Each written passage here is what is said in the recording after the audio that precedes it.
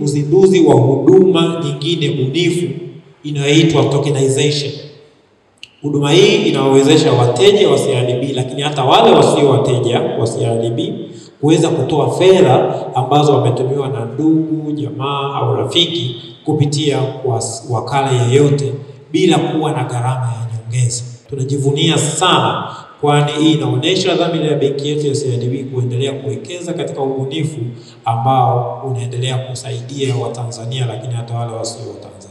Miamala mingi sasa hivi inapita katika channel hii ya mawakala. Ndani ya mwaka mzima zaidi ya miamala milioni 200 ambayo ina thamani zaidi ya trilioni 70 imepita katika mikono ya mawakala nchi nzima.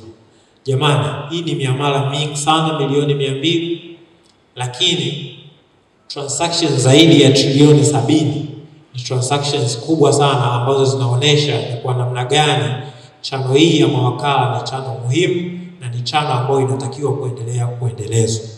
Lakini kati ya hizo trilioni 70, zaidi ya trilioni 3 ilikuwa ni makusanyo ya serikali. Kwa hiyo unaweza ukaona sio tu kwamba mawakala wanatumika kutuwezesha kuweza kutumiana pesa mmoja mmoja, lakini pia wanaisaidia serikali yetu katika kukusanya mapato. Kinachotakiwa, mteja anaingia kwenye simu yake na anakwenda sehemu ya kutuma token. Pale ataweza kuingiza namba ya simu ya mpokeaji na mpokeaji atapokea namba code ambayo ataenda nayo kwa wakala wetu wa CRDB. Hapo ataweza kumpatia wakala ile token, wakala atampatia ile pesa.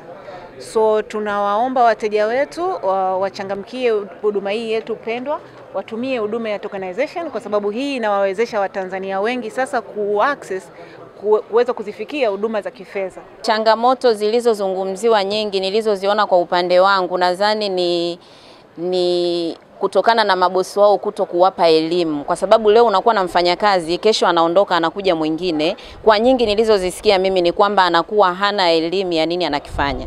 Lakini angepata elimu, kwa mfano issue za GPG na nini, ni vitu ambavyo CRDB wamekuwa wakifundisha kila siku. Wito wangu kwa CRDB ni kwamba forums ziendelee kuwa nyingi, na pia tukiomba branches champions wale wasichoke kupita kwenye ofisi za mawakala wakiendelea kutoa elimu zaidi.